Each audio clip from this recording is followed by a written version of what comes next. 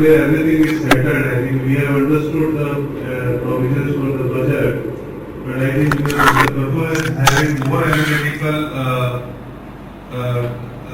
analysis on this subject. And I have read his material also, and he will be covering all that business taxation, corporates and charitable trusts and foreign assets, etc.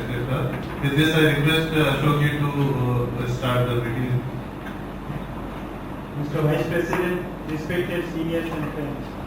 Friends, first of all, I'm sorry I was late. I told you to start, but I don't. Anyway, I'm sorry once again. I have a pleasant task of introducing Praful Bhai. Praful Bhai qualified as CA in 1990, presently Director in Ernst & Young LLP in Knowledge and Solution Group of Tax and Regulatory Services. Associated with PG Desai and Company since 1991. Partner of PG Desai and Company, member of various associations like CBO, BCA, Thane Practitioners, Chamber of Tax Consultants, led various study circles, contributed various articles in various seminars. Friends, we have heard so many lecture meetings, but the study circle has a special significance, and especially when it is led by a person like Praful Bhai. Last time I was asked which was one of the best study circles you heard on the finance bill, and my reply of course was, last time was so meticulously we discussed finance bill. My reply was our chamber study circle was one of the best last year, and this year also I look forward for the same. With this, before I request Praful Bhai, I will request Vice President to offer a memento as mark of our love and happiness.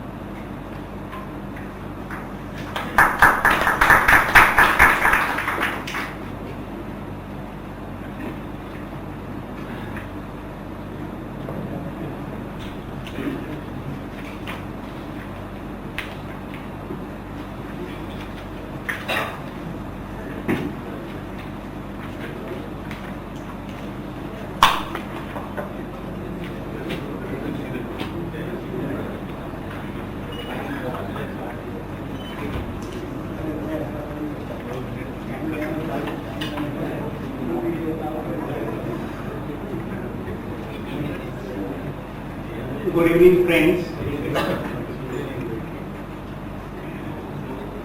Thank you, Ashok Bhai, for your good words about the speaker and about the study circle, the best study circle of the last year. I don't know whether it was my contribution or contribution of all members that made that circle, that study circle meeting a good event for that year.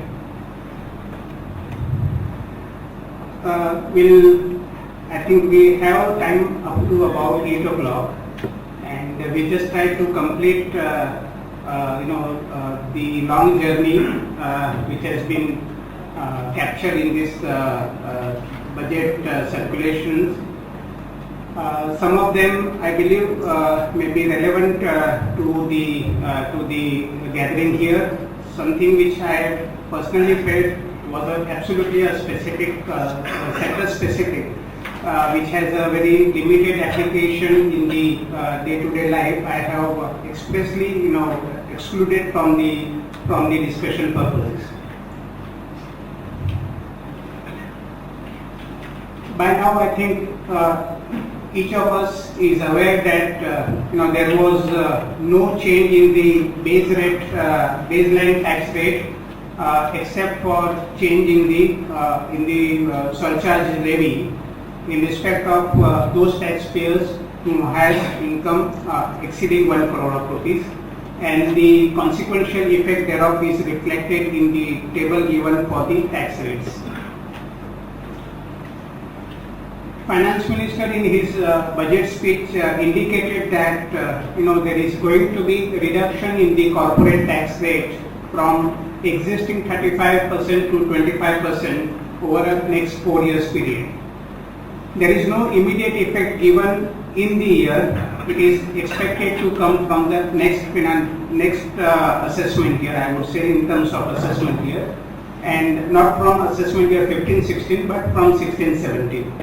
And at CII meeting, the officials did indicate what is likely to be the roadmap, and according to their perception, that quite a few exemptions are expected to, having a sunset provisions, and they will evaluate the effect of those exemptions on the tax base of the corporates, and basis that they will try to determine what rate of reduction that is to be done up.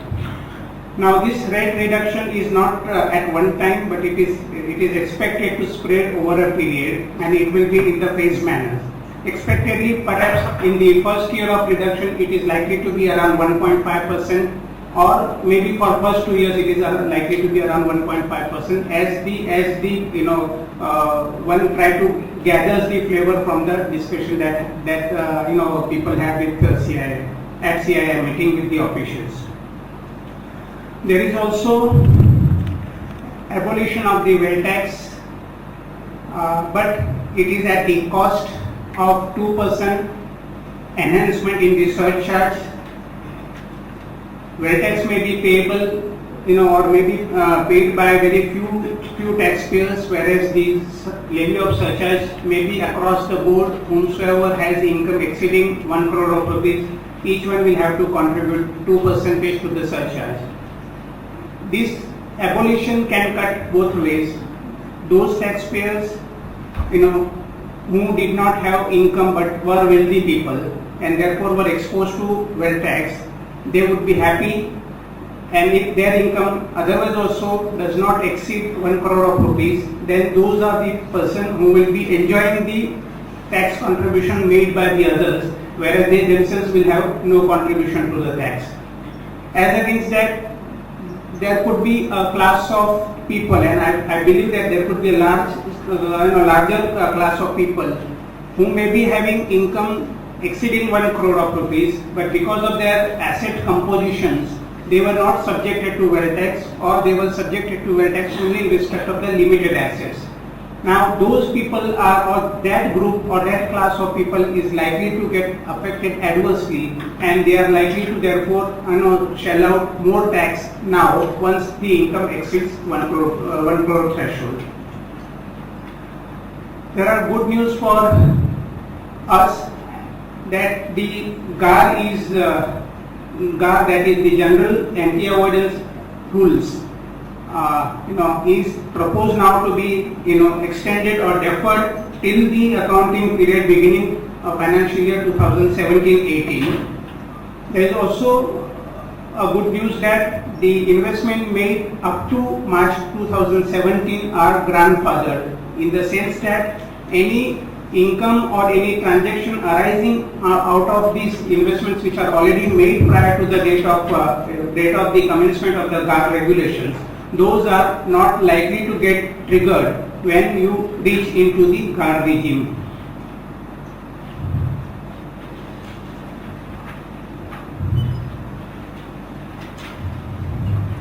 As you all are aware that the residential status of a company today gets determined on account of the two factors, namely whether company is an Indian company. If answer is yes, then there is no other test to be applied. Indian company, by virtue of incorporation in India, will always have a status of resident in India. As against that, in respect of any other company, including foreign company, today the test is that if the control and management of affairs of that company is situated wholly in India, then only such foreign company gets the status of resident in India. Therefore, on an hypothetical example, if part of the control and management for any reason is shown to have been outside India, even one board meeting is shown to have been outside India, then that was sufficient enough to get out of the clutches of the resident status in India. The disadvantage of residential status in India that the company always pursues, and that we are going to also explain with certain other features as well, is that its global income may get taxed in India once your status becomes a resident. Now, the budget proposal says that the second condition is to be modified, And according to the budget proposal, therefore, the foreign company in our example will become a resident once its place of effective management at any time during that relevant year is found to be in India. Place of effective management is defined to mean a place where key management and commercial decisions that are necessary for the conduct of the business of the entity as a whole are in substance made. So for any reason, therefore, in the exactly the same example where I happen to have one meeting outside India and try to avoid the residential test for that company in India, now it will be exactly the converse situation, that hypothetically or technically, if any one or couple of meetings of board are held in India where the discussion had on the control and management or some of the projects etc. in India, then in respect of such company, the status according to the POEM test will be in India. So it's absolutely U-turn from the existing liberal test of residency in India to absolutely diagonally opposite test in case of POEM applicability. In case if by virtue of POEM test, if foreign company were to become a resident in India, there could be number of complications arising in such situation. Some of them are listed in this slide, namely that its global income would be subjected to tax in India, including its active income in the foreign jurisdiction. Hypothetically, therefore, if the Indian parent had a subsidiary in Africa or UK or in Singapore, and that subsidiary company in its own right otherwise carries on the business outside India, and it is an active operative company. But in the course of that particular financial year, if it is found that some of the managerial decisions have been also taken in India in respect of some of the aspects thereof, then the residential status of that by virtue of POEM test will become in India, and as a consequence thereof, the entire global income, including the operating income outside India, may become taxable in India on at entity level at 40%. Being a foreign company, income tax rate will be 40%, and that company would be subjected to tax in India at 40%. Likewise, transfer pricing provisions which normally operate between in respect of a transaction between a resident and non-resident will get triggered here. Once the foreign company has a status of a resident in India, then any transaction between such foreign company with another foreign company or another entity outside India will automatically trigger transfer pricing provisions in India, and such foreign company will require to undergo the transfer pricing provisions compliance. Any payment made by any resident in India to such company will have tax withholding implications under 195. Ordinarily, a payment from one resident to another resident generally is not subjected to tax unless you are covered by any of 194 series of tax withholding provisions. In respect of 195, it is a very large, widely worded. Any sum which is chargeable to tax in India is subjected to tax withholding under 195. So any payment made by one resident to another resident ordinarily would not have been covered by 195 sections. But here, despite the fact the residential status is conferred on the foreign company, for 195 provisions, it is a payment made to a foreign company, and as a result thereof, the tax withholding requirement will continue to operate in respect of the resident payer. There could be scope that the MAT may be applicable because it will be regarded as a resident company, and therefore MAT provisions may apply. Today we have that. I would say it's a very contentious issue whether MAT is otherwise applicable to the foreign company which doesn't have any place of effective management in India. But by virtue of this POEM test, that company may become resident, and therefore there is a scope for the levy of MAT on such company.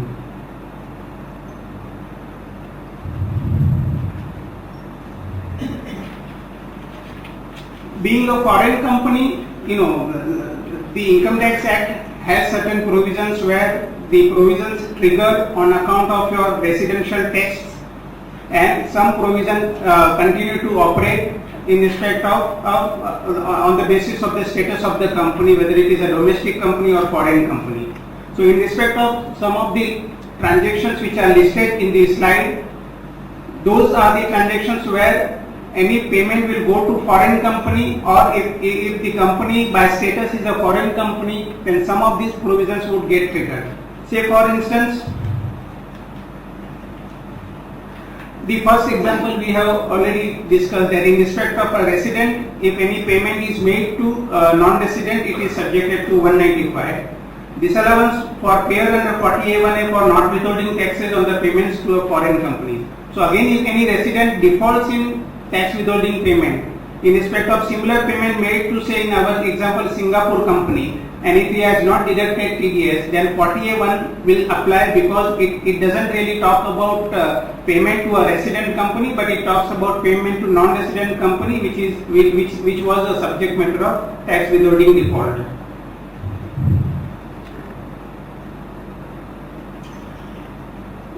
There are certain do's and don'ts. These slides capture that what you should necessarily do to avoid POEM being triggered, and what you should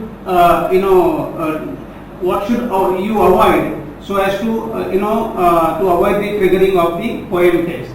And here it is as far as possible, it should be ensured that the foreign companies, all decision making, control and management remains outside India, including including independency of board of directors outside India. The parent company should not interfere in any such decision making process. There should be no veto power available to the parent company in India. In all those circumstances, if all these evidences are supporting the proposition that entire thing happened outside India, then you will be able to definitely defend that the POEM test is not triggered in India. So likewise, certain do's and don'ts are there. There has to be necessarily proved with the facts and the evidences. Your emails will also support your con call, video call over con call discussion over video call discussion, etc. All those evidences will now become relevant before one can try to evaluate whether POEM has trigger or not. So in carrying out the day-to-day business, it has to take the decision over here only. So all the company will be treated as a resident. Certain decisions are taken in India only. They have to take it in India. No, exactly. So that is the apprehension that the all those parents who have gone who have done the outbound investments. Say there are quite a few big companies who have expanded outside India, and some of the part, as you rightly mentioned, that will definitely take place in India only in respect of all major decisions. I can understand that the day-to-day decision there may not be there, but all policy decisions, all strategic decisions will definitely be taken in India, or where at least Indian person will definitely be a party to that. Whatever may be the thing. Even one single meeting in India may create difficulty on technical interpretation. So I think yes, those apprehensions are, or those concerns are definitely been raised, and I am sure that even the chamber would have also in post-budget representation would have definitely taken up this issue, and we all are concerned about that, and I think even perhaps the CBDT and the government is also mindful of that. As a result thereof, they immediately on the very next day they came out with suggestion that it is not really meant for targeting any particular thing. It is only to target the shell company type situation, where Indian players are effectively operating the entire business by creating a shell company outside India. But I think saying is something different as compared to what the exact provisions are, and the apprehensions are well taken for that. At any time, if there is a management decision taken in one place, so in here there will be 4-5 major Yeah, so the apprehension is that, at any time, in fact, there is a suggestion that that threat should be removed. Because literally speaking, as I said, technically even one decision in India is sufficient. So at that point in time, automatically poem will trigger, and once the poem is triggered, it is triggered for entire year. It is not a for various countries. If there is one decision here. So there is likely to be a conflict. Yeah, there is likely to be a conflict, and that conflict can arise, by virtue of physical meetings in a different during a particular year in a different countries. So there could be a dual residency risk also, that person may become resident here, and person will continue to remain resident for Singapore, and there will be some other test, for some other country. There could be a multiple residence issue in such cases. Yes, I agree. Practically it is not possible. We cannot say that management and control is not in India. If a business has to be done over here, the management has to take a decision. So some threshold should have been provided, barring that, or something like that. If substantial decisions are taken here, some tests other than at any point in time. Any point in time is a dangerous test. And tiebreaker will apply if the dual residency. So it will also, because a tiebreaker test which is provided in DTAA is effectively connected to poem only. So once you say that under domestic law poem is in India, so by virtue of tiebreaker test also you will continue to remain in India. There is another small amendment in respect of reduction in the tax rate on royalty and FTS payment. In 2013, in Chidambaram's time, he has raised the rate from 10% to 25% on the basis that most of the treaty has 25% tax rate base, and therefore he wants to align the domestic law accordingly. Now, the present government feels that that is a very stiff rate, and it is likely to create difficulties for the small players. And when the emphasis is to invite the technology in India, then there has to be a compensatory rate of tax should be provided to them so as to give a boost to them. And as a consequence thereof, I think with this set of mind, presently the rate is proposed to be reduced to 10% from 25%.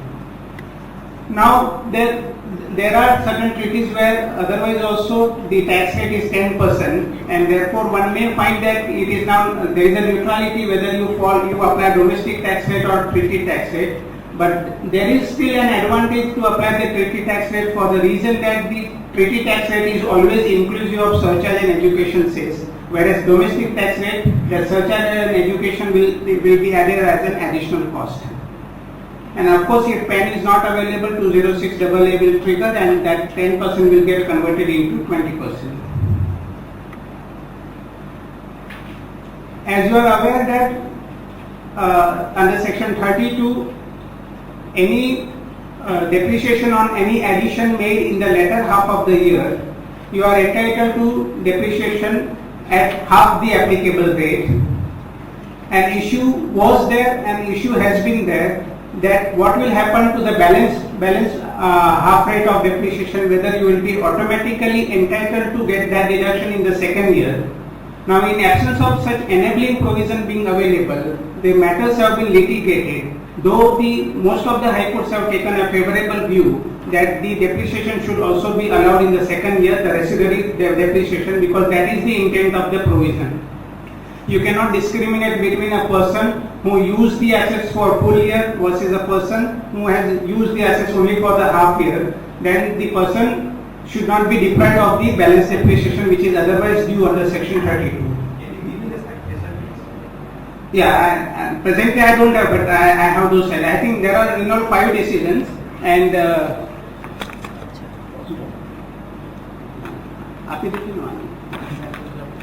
we can give it.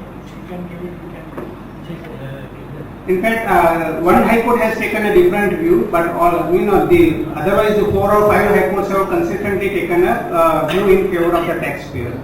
Now that controversy is tried to be taken away by this present budget proposal. They say that the residuary amount will be allowed in the second year, but unfortunately the provision is made effective from assessment year 2016-17 that leaves open what will happen to the past years. My personal belief is that having regard to the intent of the provision, as also having regard to the number of court rulings which have taken a favorable view, it is possible to suggest that even in respect of the past litigation, one will be able to draw upon this amendment and say that the amendment is nothing but a clarificatory, something which was an obvious lacuna in the law which remained in the past is sought to be corrected now. But it's very clearly said that it is applicable on the situation. That's right. So at times I think despite that the courts are taking a view, and you must be aware about this alum exclusion Supreme Court in the context of 43B, where the time limit period is extended from the due date of PF up to the due date of filing of return under the income tax law. So courts have recognized that, but for that there was the provision was so harsh that person was at a disadvantage that there was a loss of deduction permanently. There was no occasion or there was no possibility where person can gain the deduction of that. So such a harsh provisions when tried to be toned down by the legislature, then they say that this toning down is consistent with what is the expected of the legislature. So from that perspective, I think it is possible to say that this provision should also be applicable to the past years in litigations. Allied Motors is there, and in fact recently that Vatika Township, there it's a very beautiful discussion that the Constitution bench of the Supreme Court has given, and there they say that wherever a certain benefit is sought to be given to the taxpayer at large, without depriving benefits to the other people, then such provision, even if it is mentioned from a particular year, are to be read as if they are clarificatory in nature. So from that perspective, it's a very, very good case to argue that the residuary depreciation should be allowed in respect of the past years. But it is only in the courts, I don't think. Courts means at appellate authority level, yes. It would have been a good that if they would have made the provision expressly retrospective, then it would have settled the litigation, and I'm sure that this would also been taken up for representation by him. Certain special package for Andhra Pradesh and Telangana states, and this is pursuant to certain promise which was announced by the central government at the stage of split of states being happened, and pursuant to that commitment that now the income tax relief provisions are there are twofold reliefs which are extended to those manufacturers who are setting up a new factory, new unit in those states, and for them they say that any additional depreciation in respect of cost of a plant and machinery installed there, which was hitherto allowable at 20% to the normal taxpayers, we will allow you 35% as the additional benefit by way of depreciation to those units. Further, subject to certain fulfillment of the conditions, they also provided for an additional investment allowance at the rate of 15% of the cost of machinery in case where plant or machineries are purchased during the period April 2015 to March 2020, and those plant and machineries are purchased in relation to the unit set up in those states. If that be the case, then subject to certain fulfillment of certain conditions, you will also be entitled to the additional, by way of additional incentive, the investment allowance at 15%. Now these benefits, unlike existing 32AC, is extended to corporates as also non-corporates both. So in case if a company happen to be also entitled to 32AC benefit by fulfilling those conditions independently, and such company sets up the unit in these two states, effectively such company will be able to gain deduction up to 80% of the cost of plant and machinery in the first year on a full scale basis, operating on a full scale basis. It will be the normal depreciation on plant and machinery 15%, additional depreciation 35%, so it aggregates to 50%. 32AC benefit 15%, 32AD benefit 15%, so that is 30%. So 50 plus 30, total 80% benefit can be gained by such company. However, there is no MAT mitigation. See, investment allowance and additional depreciation will not qualify for the MAT reduction. So MAT, which is otherwise payable with respect to book profit, will continue to remain tax neutral on account of these investments. As you may be aware that when there is an association of person, AOP pays tax at entity level, which is generally at maximum marginal rate or such higher rate, then any share of profit received by the member is not subjected to tax under section 86. 86 specifically protects, says that the share of profit, the member will not be liable to pay tax under income tax under in terms of 86. Now, unlike share of profit from a partnership firm, which qualified for reduction from the book profit under 115 JB, the share of profit from AOP was not specifically carved out from computation of book profit. Now, legislature recognized that difficulty and inequity, and now the provision is that the share of profit which is otherwise exempt under section 86 in the hands of the member, such share of profit will also qualify from reduction from book profit under 115 JB. But unfortunately, this provision is made again with effect from assessment year 16-17, leaving open what will happen to the litigation in the past years.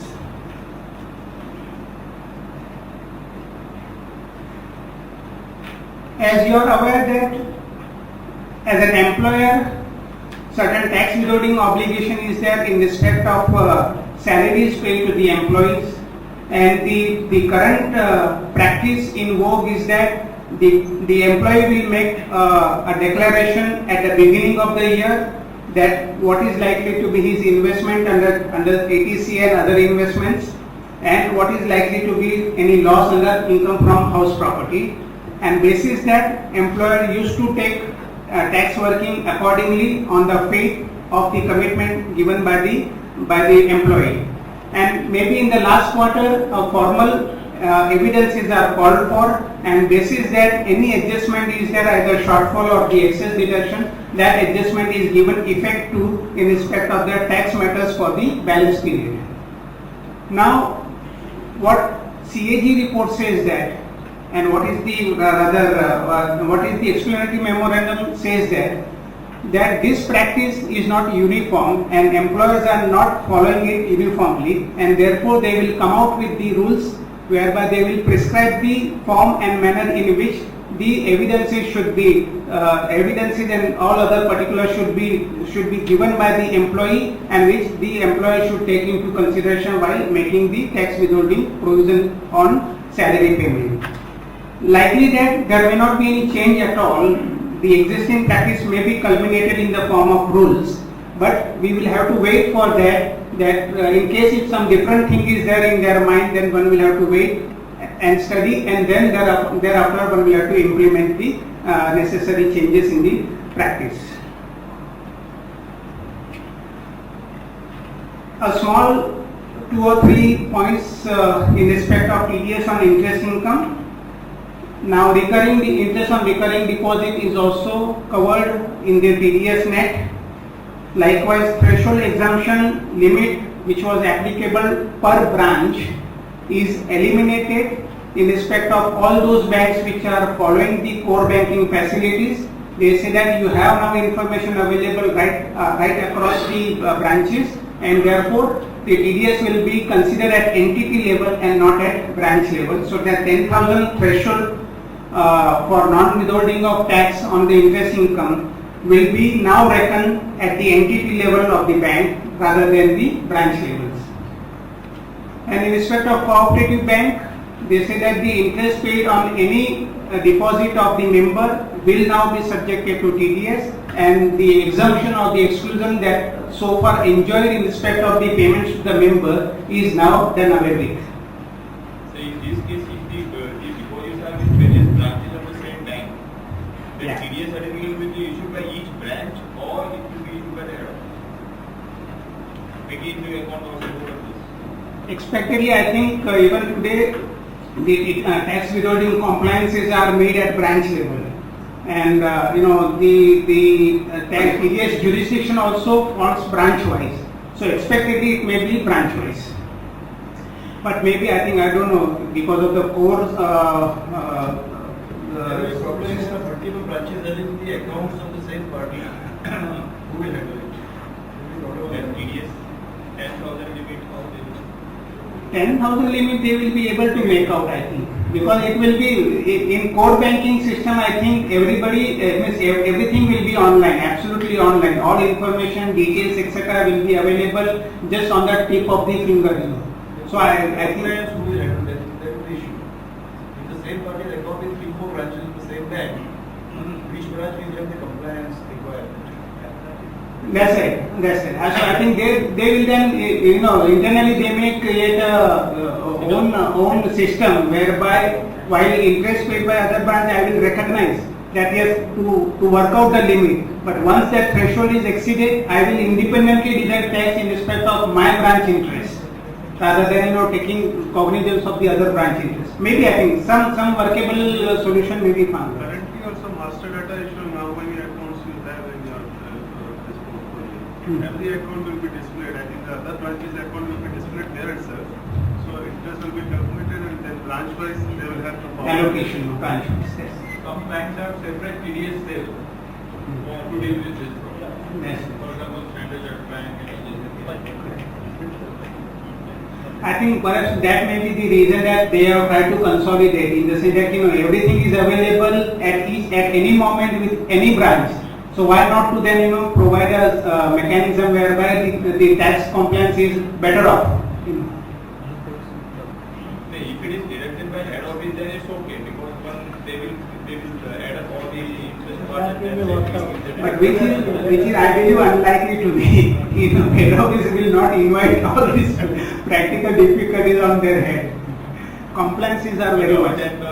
Which bank will Okay, let us see that. I think that is all deposits there will be there is a question of 1 lakh rupee deposit, 8% at 8,000, 9,000.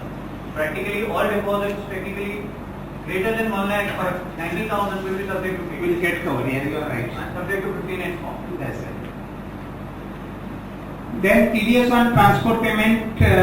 Again, this has a small history that in 2009, any payment made to the transporters, they because of the voluminous compliances, then the view was taken by the government that once the transporter furnishes his PAN, then the deductor is exempted from, payer is exempted from any tax withholding requirement.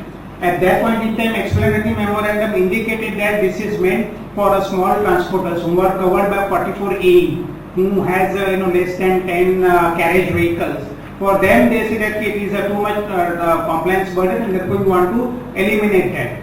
Now, taking fair from that, the finance minister now says that if the intention was to grant exemption in only respect of the small transporters, whereas on account of the technical interpretation of the provision, even the bigger transporters have taken advantage of that. So they want to eliminate it, only restrict such or given a facility for non-deduction only in respect of those transporters who has vehicle 10 or less during at any point in time during the given financial year. The moment he furnishes declaration and the PAN number, then the old practice will continue. But in case if the vehicles, any transporter is having vehicles more than 10, then in that case, those transporters will have to now suffer the tax withholding by the payers. The mission is they should own it, no? So if they lease it for hire. So in fact, unfortunately, under 44AE, they had provided the definition which sort of vehicles will be covered, own vehicles, lease vehicle, what will happen to the hire purchase. Those clarification at least has not come at the bill stage, but maybe I think at the enactment stage they may try to incorporate those requirements. As you are aware that the domestic transfer pricing is applicable in respect of certain specified transactions and including those transactions involving the incentive deductions under chapter 6A or 10AA etc. So in respect thereof, the present threshold limit for getting the transfer, for triggering the domestic transfer pricing was 5 crore, which limit is now set to be enhanced to 20 crores, 4 times more, so as to eliminate the requirement to the smaller business groups. Amendment in the definition of accountant under 282. Here that CAG report is that, and he says that they have noticed that the audit reports of the certificate issued by related party, there is an issue of independence, there is an issue of conflict of interest, which according to their reading has prejudiced the interest of the revenue, and therefore they wanted to bring out certain disciplines along the lines of the Companies Act 2013, wherein certain disability is created on the appointment of the auditor. So 141 of Companies Act provides certain circumstances or certain specified people who will not qualify to be appointed as an auditor. Similar discipline they want to bring out under the income tax law. So far as the corporate taxpayer is concerned, those disqualification under 141 will equally apply for income tax certification work, for income tax audit works, that is 44 ABN certifications and other audit reports under 80 IA 10 AA. Those for certification, those certification work, the same disqualification will continue now under the Income Tax Act for the corporate entities. Likewise, along the same line, they have also provided for specifically under the income tax law for the non-corporate what will be the disqualification requirement, and that has been captured in detail for each of the individual partnership firm, etc., and what are the circumstances in which person will not be able to undertake the tax audit and the certification work. But these limitations will apply only to certification and tax audit work. So far as the representation is concerned before any authority, the person will continue to enjoy the liberty to represent the relative also before any tax authority or the appellate authorities.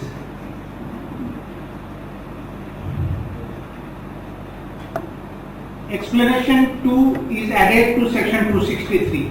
As you are aware that under section 263, Commissioner is empowered to revise the order of assessment if he believes that the order is erroneous insofar as it is prejudicial to the interest of the revenue, and in that circumstances he can revise the order, he can set aside, he can give a limited direction, and thereby the assessment is sought to be disturbed.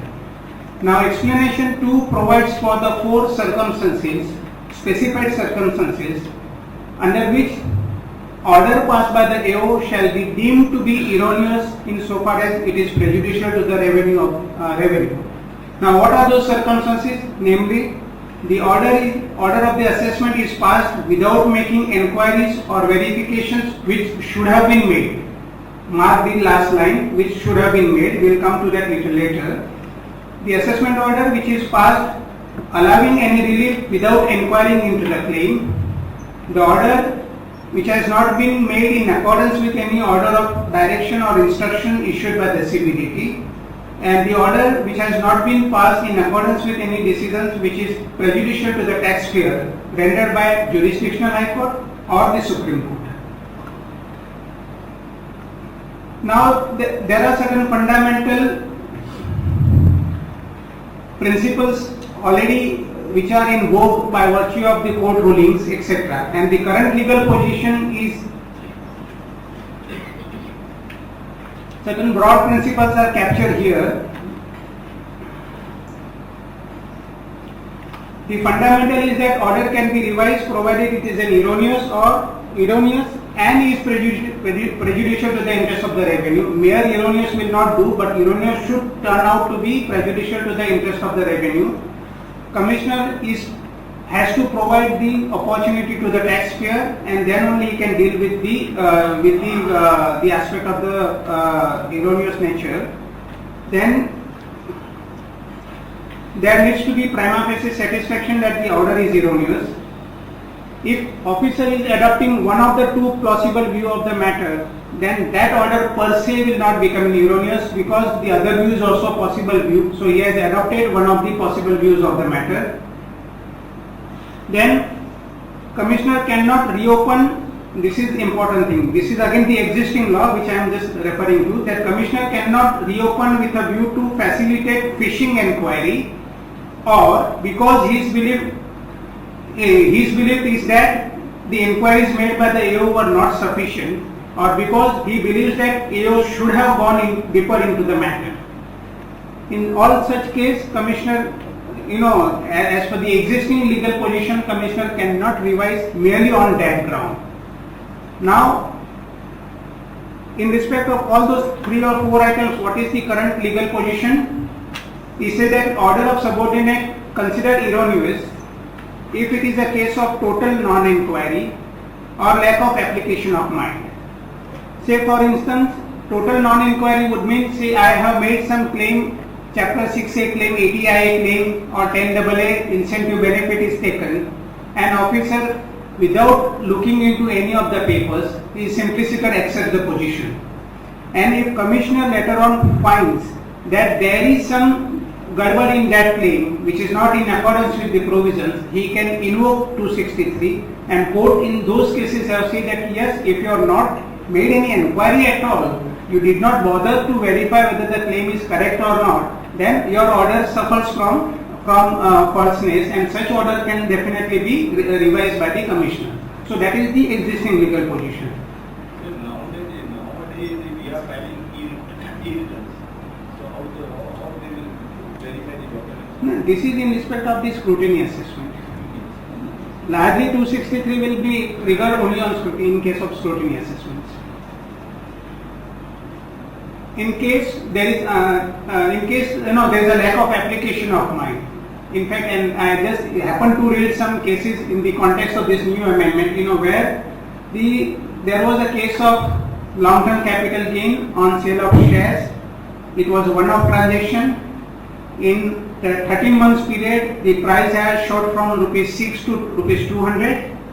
That capital gain was invested in 54F, typical case. An officer simply accepted the broker's note, and all those things were evidences that are available on the record, and he accepted the claim. And the court has taken a view and confirming the view of the Commissioner that even officer did not bother to look at what was the company. Company was not a popular company. It was not really always traded in the stock exchange. He even did not bother to look at why such huge jump was there in such short period in respect of the unknown company. So those are the factors, it should have created some suspicion in the mind of any normal person.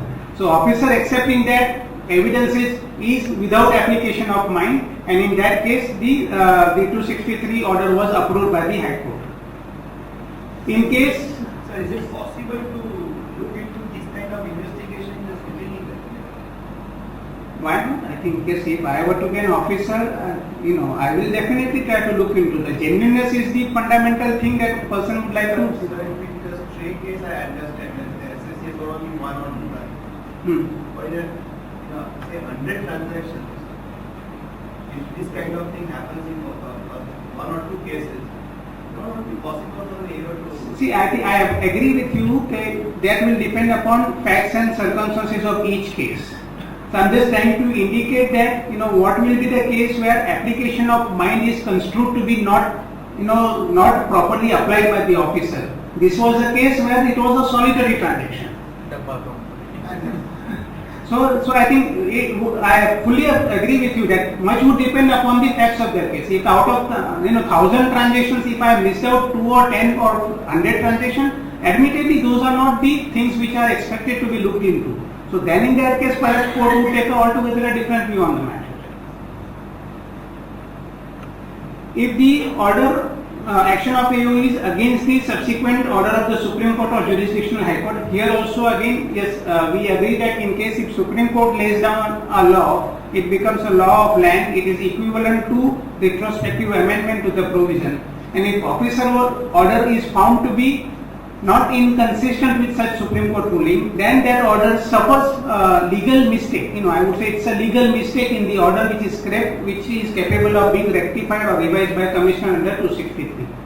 Now, given this legal position already in existence, and given that the by and large courts have settled the position, and it is only in limited cases that cases are going to the court, that despite being already set legal position being available, now the government or the finance minister is trying to provide by express provision that these circumstances will be covered as a deeming fiction, by deeming fiction to be a case of erroneous order. And there it creates a difficulty, and now in this context, if you refer to the language of the first bullet, that they say that the order is passed without making enquiries or verifications which should have been made. Now, which should have been made is absolutely a subjective test. After hundreds of evidences being available, I would, as a commissioner, say that okay, you ought to have also gone further into detail and ought to have further gathered another 10, 20, 50 evidences. And there is no limit to that. So it's absolutely subjective. Much would depend upon person to person how he is satisfied in respect of the assessment record, and therefore I think it's a grave concern for all, because it is likely to raise the litigation rather than settling the litigation. It applies from 1st June. So what is your view? Any order passed or any action taken by the commissioner?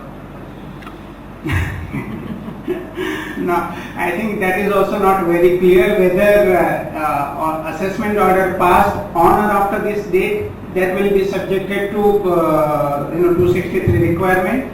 And if one were to take a view that all these requirements are nothing but codification of an existing law and no new requirement is provided, then in that case possibly I think in respect of all ongoing proceedings perhaps one will be able to do. Requirements are there. So far as it relates to the new requirement, then I think necessarily I believe the assessment order should be on or after that particular date. Then only that new requirement can be enforced with respect to that. But in respect of all those other requirements which, if one considers it nothing but a codification of the existing law, then I think it will continue to apply even to the past years as well. The case where when order has not been made in accordance with any order, direction or instructions by CBDT. Okay, sir. Yes, please. Yeah, and so generally officer makes order on their claims, but there are certain rulings. Then he passes order in accordance with that High Court or Supreme Court rulings or any other higher forms. Now they have given two options.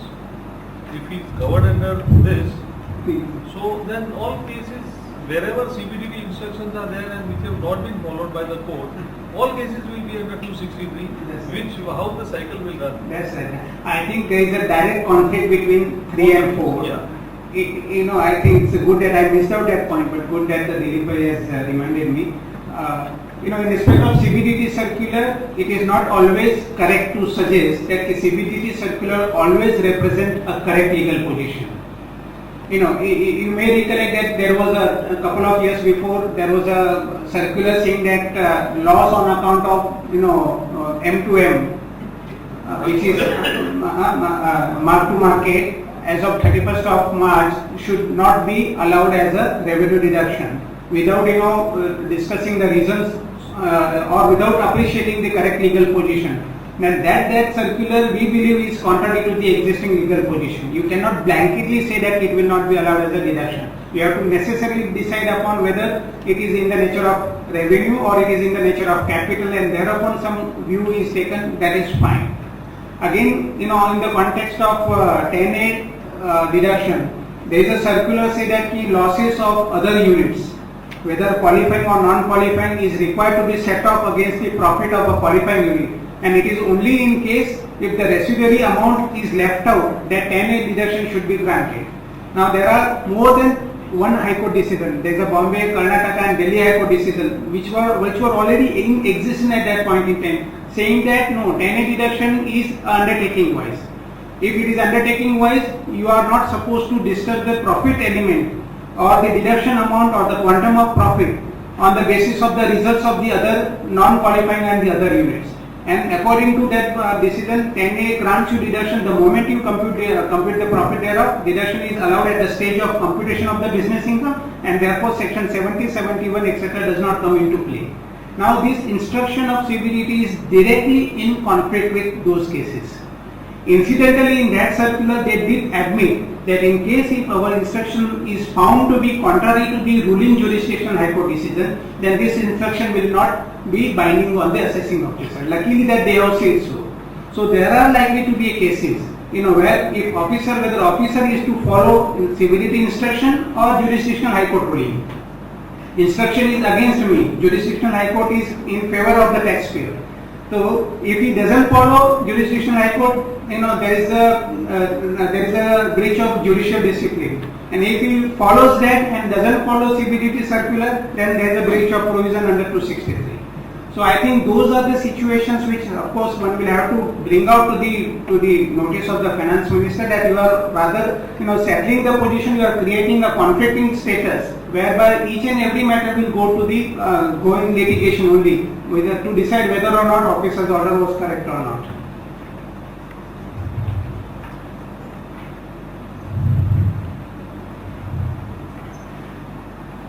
Now under 195(6), if you recollect currently, there is an obligation to furnish information electronically, and that obligation is presently restricted only in respect of those transactions which are chargeable to tax in India, in respect of any payment or remittances made to non-resident.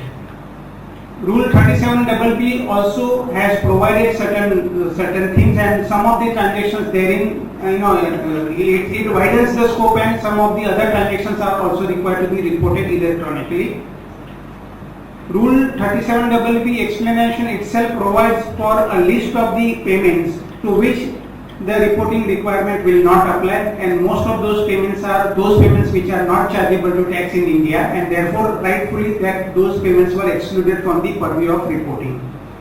Now what the present budget says that, it says that now in respect of any and every payment made outside India, whether or not those are chargeable to tax in India or not, the reporting requirement will be there on the payer. Now for which they are likely to come out with the forms and the manner in which such reporting is to be made, or possibly what categories of the transactions will get covered here. My explanatory memorandum clarifies that the object is absolutely clear in that sense, that they want to capture all the payments for two reasons, namely whether the tax withholding is made at correct rate or not, and secondly whether or not tax withholding is required on that. Today what happens, if I take a particular view that a transaction is not subjected to tax and therefore I don't withhold tax, and as a consequence thereof, if that transaction doesn't come up for reporting purposes to the department, and it will be noticed only in the course of assessment. So what they say that they want to collect the information and examine independently whether the transaction was required any tax withholding or not, and it is with that intent that they are coming out with this formal amendment to the section itself. Of course, they have retained the authority to prescribe the transactions, and therefore hopefully they will act pragmatically and cover up only those necessary transactions without expanding the net to even routine transactions of transactions like imports, etc. Non-compliance of this reporting requirement will invite penalty which is as much as 1 lakh, and the issue may arise whether 1 lakh is per default. If I have committed non-reporting in respect of 10 transactions, would it amount to 10 lakhs or it is 1 lakh only? So that those issues may arise in this case. It's a welcome amendment. As you may be aware that in respect of a qualifying demerger, the present tax position is that it gives a tax neutrality to the transferor and to the recipient in totality. And transaction is, so far as the demerged company is concerned, company which transfers the assets to the resulting company, section 47 protected that from the capital gains levy. But when that asset is received by the resulting company, today the controversy is that what will be the cost of asset in the hands of the recipient resulting company. And there the issue was whether it is cost of the previous owner, whether it is nil cost or it is a fair market value. Now the amendment clears the position and says that in the case of the resulting company, the cost will be cost to the previous owner. This amendment is along the lines of all other transactions under 47, where whether it is a gift transaction, inheritance transaction or amalgamation transactions, everywhere they say that the cost means cost to the previous owner because they want to have a complete tax neutrality. Neither the tax authority will gain nor the taxpayer should gain. It should be absolutely neutral transaction, and with a view to correct the position, now amendment is prescribed, but unfortunately amendment is prescribed from assessment till 16-17, again keeping open the past litigation on this issue.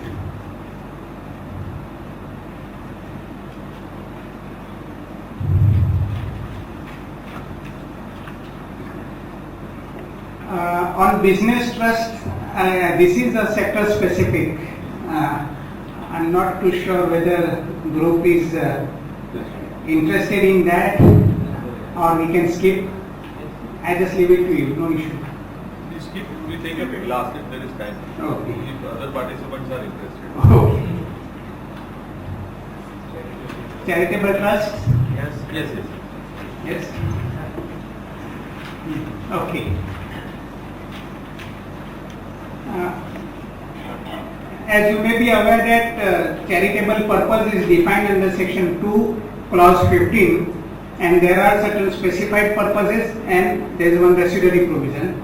Specified purpose would include the relief to poor, medical, education and others, and the residuary is any advancement of object of a public it's an advancement of general public utility. So that is a residuary part. So far as the specified objects are concerned, they enjoy the full exemption. The income arising on pursuing those objects are totally exempt under section 11, subject to compliance of certain conditions thereof, specifically conditions of application of income and accumulation of income.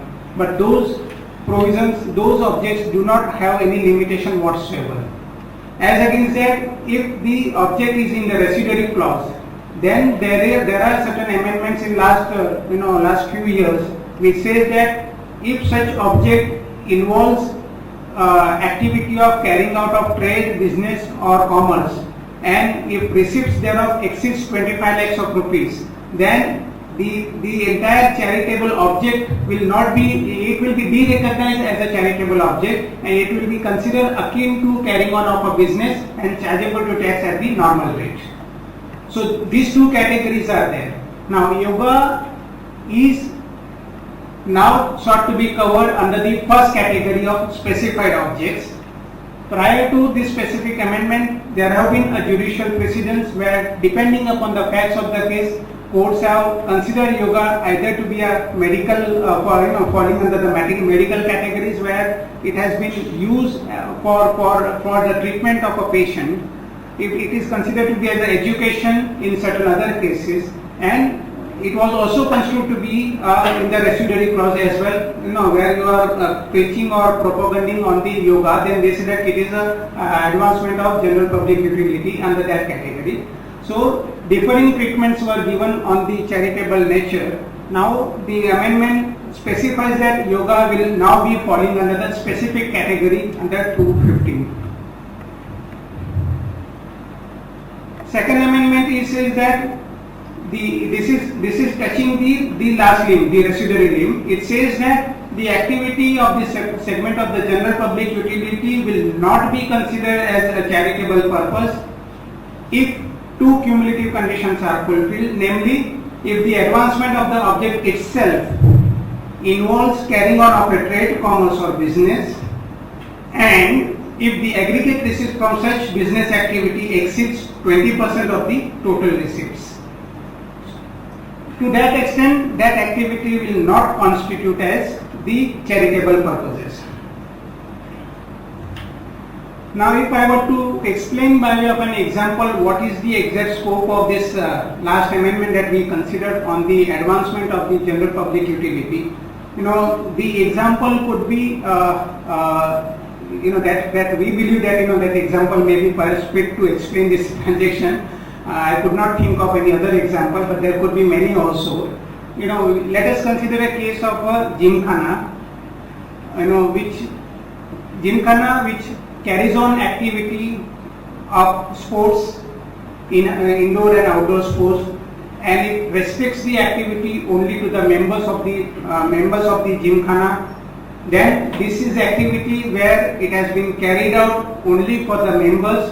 There is no profit motive involved whatsoever, and therefore such activity will not qualify or will not answer the description that it has been carried out business, trade or commerce. So those type of the activities will continue to remain outside the purview. They were neither covered earlier. There are quite a few court rulings also, nor covered now. Those activities continue to enjoy the exemption. Now, in respect of this gymkhana, further suppose that they are having a very big playground, and playground is occasionally let out for carrying out certain functions like marriage functions, etc. That is not their regular activity, but occasionally they do give in certain season time and earn the income, which income is necessarily applied only on the main object of pursuing their activities. Then in that case, gymkhana per se is not engaged in the activity of trade, business or commerce, and therefore ideally this activity also is unlikely to get hit by the present amendment.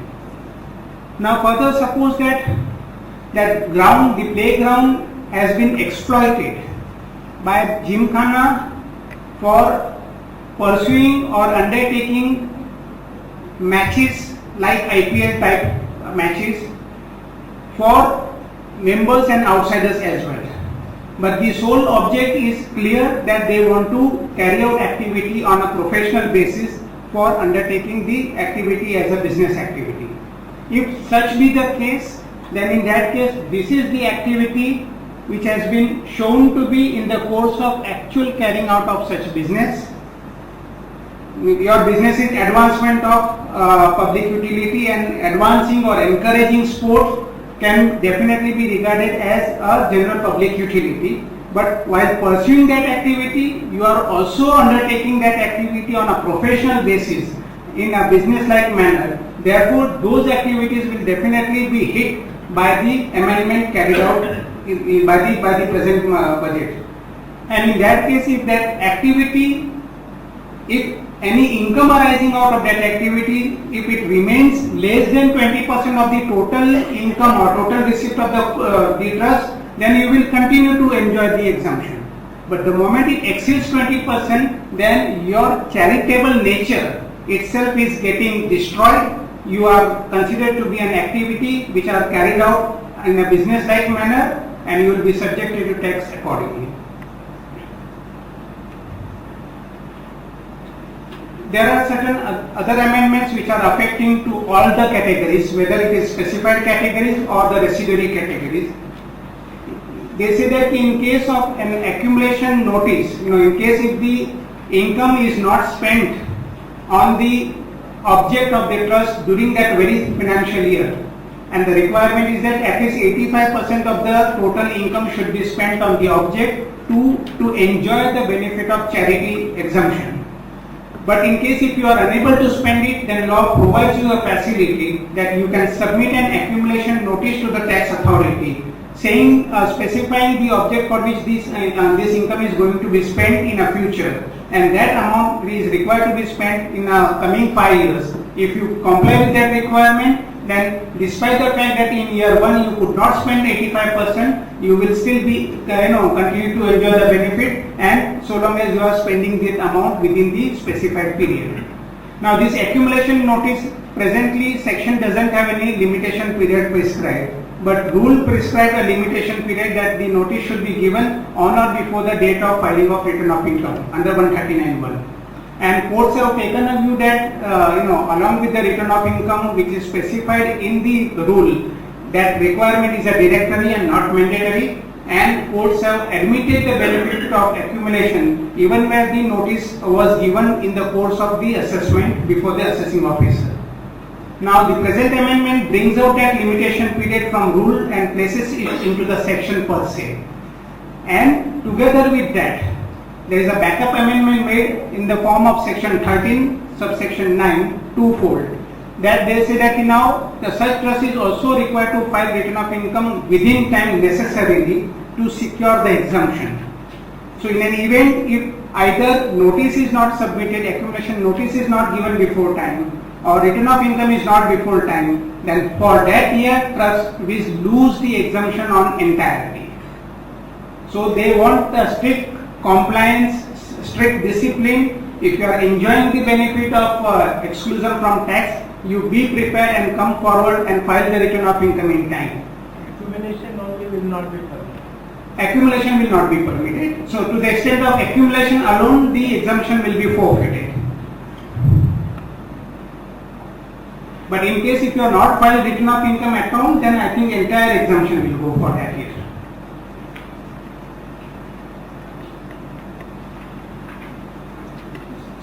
(269) SST prohibition on acceptance or repayment of any sum of money in excess of 20,000 in cash as advance or otherwise in relation to the transaction of immovable property.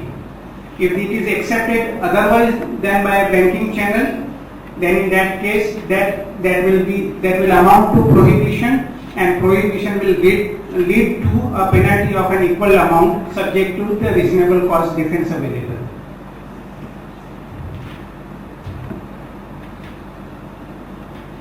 Movable property you can take. Only Immovable property, yes.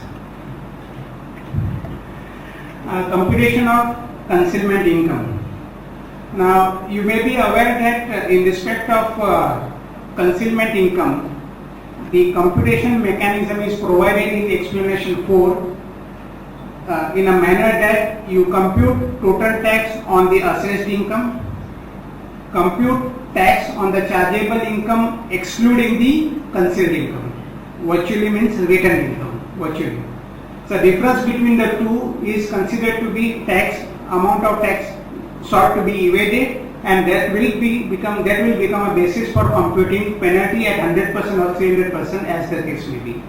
Now this working mechanism failed in a case of a corporate entity where assessment is happening or concealment is happening under the normal computation of income as also under the book profit concept.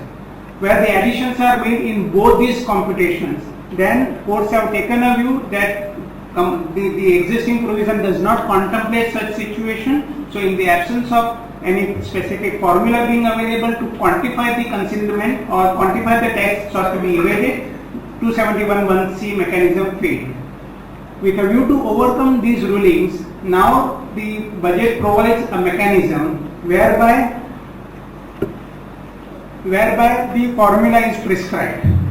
It says that amount of tax sought to be evaded will be equal to A minus B. The same formula. A means the amount of tax assessed on the total income, and B is the component excluding the concealed income, what would have been the tax on your return income. So A minus B will constitute your component number 1, which is required to be computed under the normal provisions of the law, and C minus B accordingly is required to be computed in respect of the book profit concealment. So book profit which was 100 and assessed book profit was 150, then 50 rupee become the concealed income and on which tax is required to be worked out. So A plus B, A minus B, with that you have to add C minus D, and the aggregate of that will constitute your tax sought to be avoided. I will just show you that example here. So in this case, see, normal assessment, the tax on the return income was 60, tax on the assessed income was 75, so tax evaded is 15. This is A minus B is 15. MAT assessment, it was 30 minus 100, that is 70. In pre-amendment situation, the courts have taken a view, no penalty at all will be leviable because computation mechanism failed.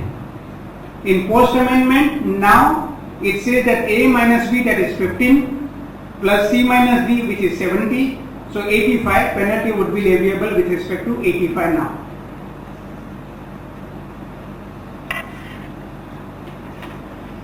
The section also provided to eliminate a common addition. Say for example, under normal working, say there is an addition under 14A, and same addition is also made under book profit working.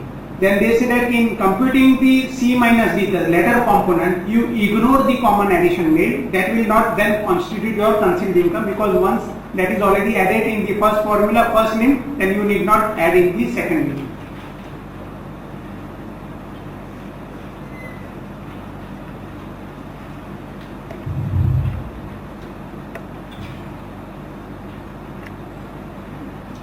Yes, Ashok ji, settlement commission लेना है कि we can escape?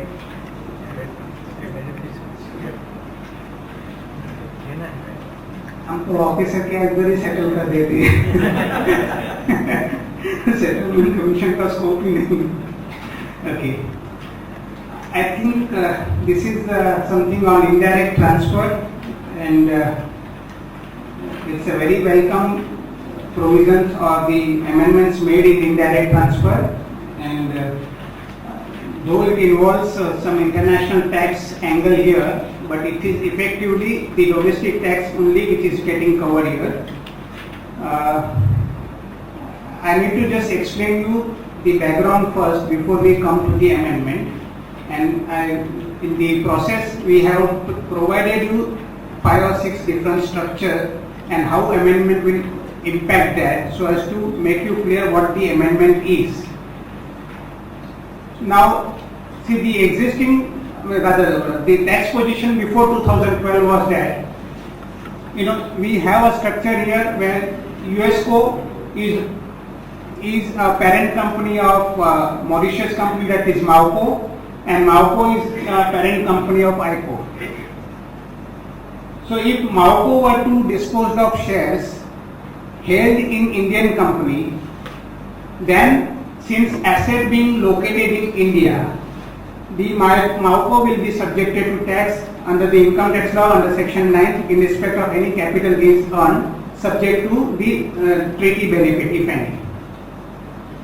But similarly, in case, now alternatively, let us take a different example. If USCO company were to dispose of the shares of Mauco, then the shares technically are not located in India, and therefore any capital gains arising therefrom was not subjected to tax in India, which was held by Supreme Court in Vodafone.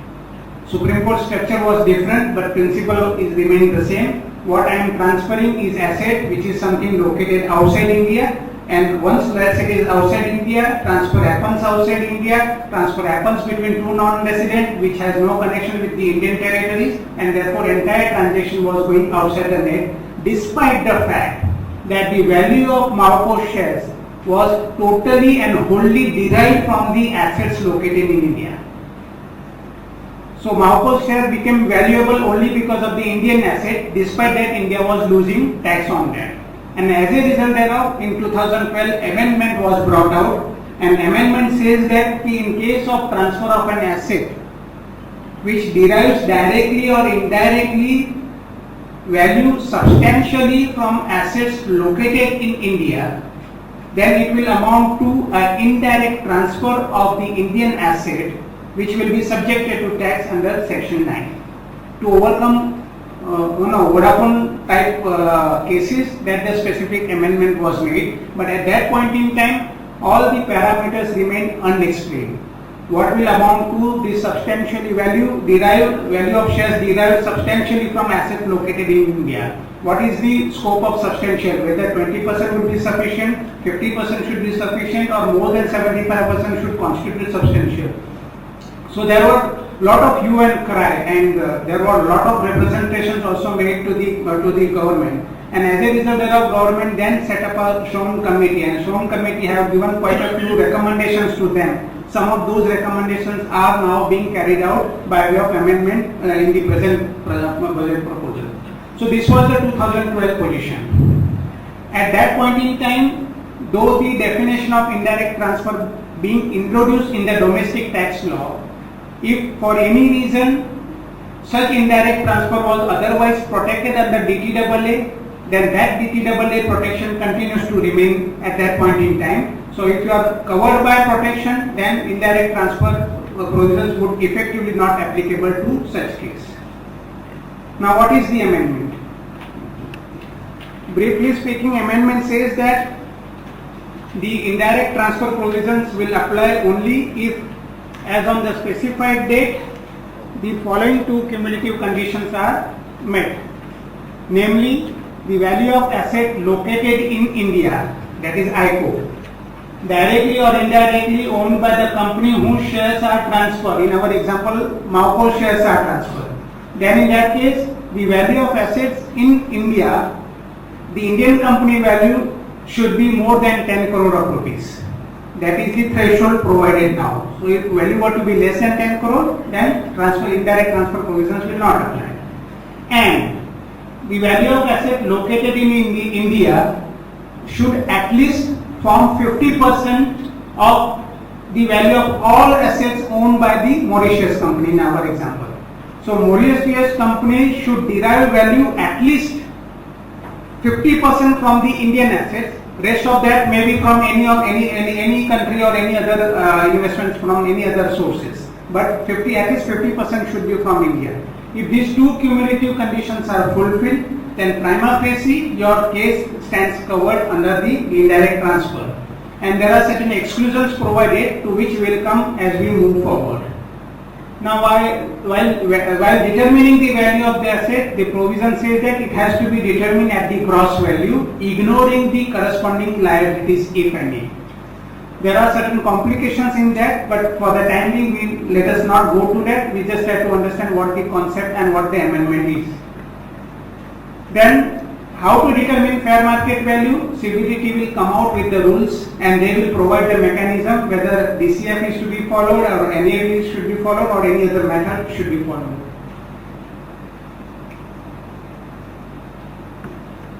Additionally, they also provided for the first time here that in case if in our example if Mauritius company happen to be having a multiple investments, one of them only in India, rest all across the globe, then the capital gains that may get derived because of the sale of the Mauritius company shares will be determined proportionately, and that proportion which is attributable to the Indian asset alone now would be subjected to tax. In old law, in 2012 regime, this aspect was not clear, and despite the fact that the substantial part or the value also carried the value of the other assets, that person is required to pay Indian tax also in respect of the value derived from the other assets located outside India.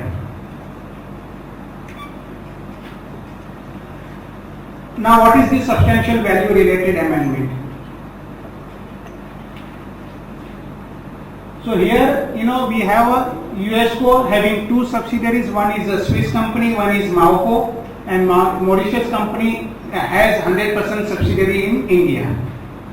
Now if person were to exit at Swiss company level by disposing of shares of Swiss company which is outside India, transfer happens outside India between two non-residents, value is not derived at all from the Indian asset, there will be no tax at all. It is a case which is always protected and continue to remain outside the Indian tax net. If one were to go and dispose of Mauco shares, yes, it is covered by indirect transfer because whole of the value of the Mauco shares is derived from the India-based assets. So this is perfect a case. In case if therefore more than 10 crore and substantial value of Mauco is from the Indian asset, you are therefore exposed to indirect transfer case. But suppose if you were to dispose of shares and you exit at UCO level, US level, then US level you will have to determine more than 10 crore value, answer is yes. But you have to determine whether USCO's share value at least is derived 50% from the India base. which is not happening. USCO value will be 500 plus 250, 750. 750 US value and 250, and Mauco derives only 250, which is only 1/3 and not more than 50%, and therefore substantial value condition fails in this case. So if person is exiting at USCO level, there will be no indirect transfer triggering in India. This is a case of a proportionate tax. So if person is exiting at Mauco, and Mauco has two subsidiaries, one is in India and one is in Africa, and the value of India is more than 50%, which is 600. So if person is exiting at Mauco level, then 60% of the total capital gain, being a proportionate to the value of asset in India, alone will be subjected to tax. The test of proportionality is now brought into the provision itself. This is the case of, as I said, that some exemptions are provided. Now exemptions are provided in twofold. One is where there is a small shareholder. Now take in this example that alongside of the promoters, certain employee ESOPs are held at 4%. And if you look at the value of those shares, then value of those shares are indirectly derived wholly from the asset located in India. So in that case, what exception is that? The exception says that in case if a shareholder has less than 5% interest in the total share capital and less than 5% voting rights in the total capital, and he is not participating in the control and management of the USCO company, then in that case such shareholder is remaining outside the purview of indirect transfer. So despite the fact that the value is totally derived from the Indian asset, such shareholder will not be exposed to tax because of the threshold exemption provided to them. As against that, suppose if promoters were to exit, then promoters admittedly are more than 5% interest, and therefore the small shareholder parameters exemption will not be applicable to them. Then in that case, all that you need to look at what is the total value that the promoter's stake is involved, which is derived from the IPO. And in this example, we say that the value of the USCO companies whose shares are to be disposed of is just 1 million, and we have a threshold of 10 crore. So 1 million being less than 10 crore, you are protected or you are excluded. Being a small value transaction, indirect transfer provisions will not trigger in that case. Additionally, there was also an apprehension, and rightly so, that if one foreign company were to get amalgamated in another foreign company, and the amalgamated company derives value of SPV shares from the India-based company, from the assets located in India, then FO1 was today triggering indirect transfer provisions in that case. And in absence of any specific exemption being granted under 47 to the amalgamating company in respect of the indirect transfer, they were not protected and they were subjected to tax. And with a view to protect such amalgamation transactions, section 47 is amended and a specific clause is inserted to provide exemption to the amalgamating company from indirect transfer taxation in this case. However, unfortunately, there is no backup amendment made for the shareholders of the amalgamating company. In this case, amalgamating company shareholder is deriving value absolutely from the India-based assets, and once the share on amalgamation shares of the shareholder gets extinguished, and according to Supreme Court, extinguished amounts to transfer, and in lieu thereof, what consideration is receiving shares from the amalgamated company, and that transaction is therefore still continue to remain open for indirect transfer taxation in India. So that unfortunately aspect remain to be protected. I think it is an unintentional error of draftment, which is likely to be corrected at enactment stage.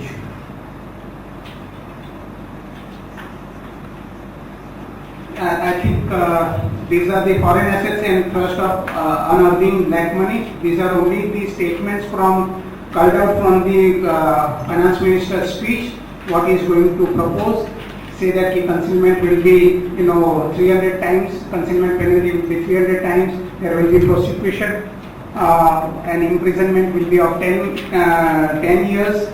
There are certain offences under the FEMA which will be regarded as prosecutable, and likewise he has indicated quite a few measures which are yet to come.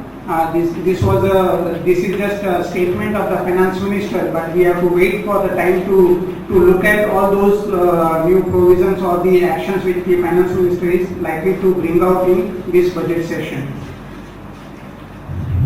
These are all small amendments. I think we need not spare our time. Just I must thank you for giving me this opportunity this time, and thank you each one of you for actively participating in the discussion. Thank you very much.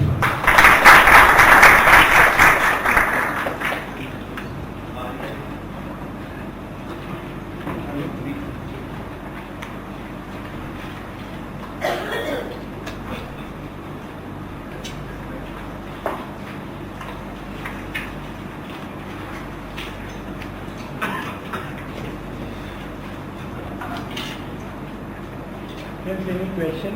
We have 5-7 minutes. One time Windows they are suggesting. No, they are coming out with some scheme of one time some window clearance for Getting out the business licenses, etc. for foreign. I mean, 10-year increase from there. I think next day they have agreed to come. We will give you a one time window. Not to come clean, Yeah. not to pay taxes and penalty.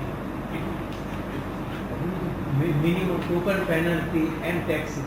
So it has still not come. Not to pay total penalty.